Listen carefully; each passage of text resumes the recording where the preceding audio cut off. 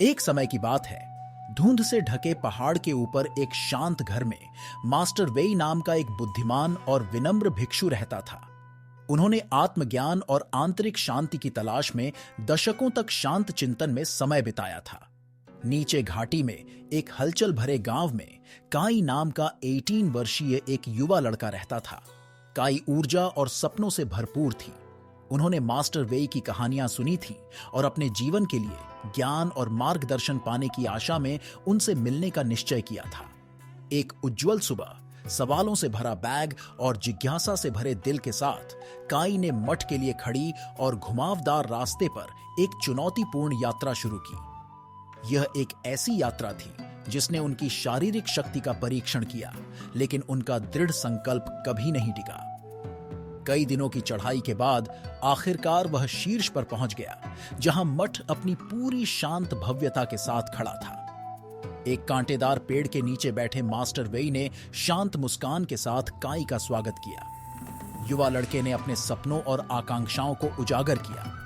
वह उस ज्ञान की तलाश कर रहा था जिसके बारे में उसका मानना था कि वह बूढ़े भिक्षु के पास था। मास्टर वेई ने ध्यान से सुना और एक लंबे विराम के बाद उन्होंने कहा, युवा काई, आप उत्तर मांगने आए हैं, लेकिन मेरे पास आज आपको देने के लिए ज्ञान का केवल एक टुकड़ा है। उसने काई को एक छोटा खाली कप दिया और पास की एक धारा की ओर इशारा किया। हैरान होकर काई धारा के पास गई और प्याले में पानी भर दिया। वह मास्टर वेई के पास लौट आया, जो दयालुतापूर्वक मुस्कुराता रहा।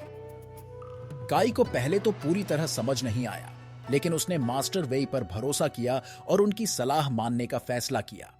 उन्होंने मठ में ध्यान करते हुए और अपनी चिंताओं, संदेहों और व्याकुलताओं को दूर करते हुए कई सप्ताह बिताए। धीरे धीरे उन्हें आंतरिक शांति और स्पष्टता मिली। एक दिन मठ की छत से सूर्योदय देखते समय काई को एक गहरा एहसास हुआ। वह समझ गया कि सच्चा ज्ञान भीतर से आता है और यह केवल ज्ञान प्राप्त करने के बारे में नहीं है, बल्कि किसी के दिमाग पर छाए अनावश्यक बोझ को दूर करने के बारे में भी है।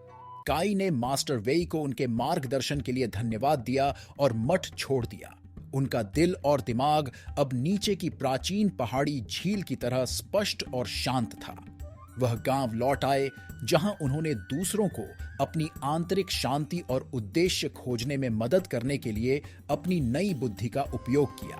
जहां तक मास्टर वेई की बात है, उन्होंने सरल और संतुष्ट जीवन जीना जारी रखा और अपने ज्ञान को उन सभी के साथ साझा किया जो इसे चाहते थे। वह जानते थे कि उम्र सीखने या सिखाने में कोई बाधा नहीं है और आत्मज्ञान की यात्रा ऐसी है जिसे जीवन के किसी भी चरण में शुरू किया जा सकता है। अंत में युवा लड़के और बूढ़े साधु की कहानी गांव में एक पसंदीदा कहानी बन गई, जिसने सभी को याद दिलाया कि ज्ञान उम्र से बंधा नहीं है, बल्कि सबसे सरल पाठों में पाया जा सकता है। और कभी-कभी सबसे गहरा ज्ञान होता है पहाड़ी जलधारा की तरह साफ और निर्मल।